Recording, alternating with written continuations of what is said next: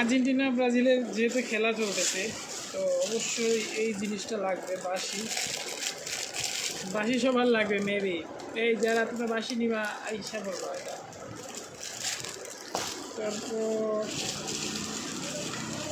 একটা জিনিস আছে,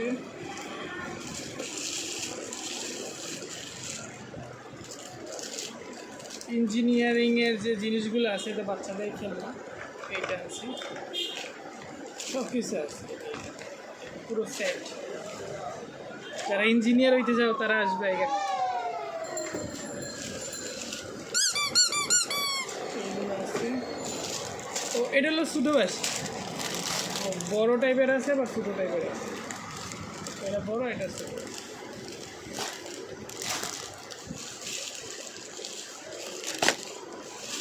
বাঁশি অনেকগুলো আছে।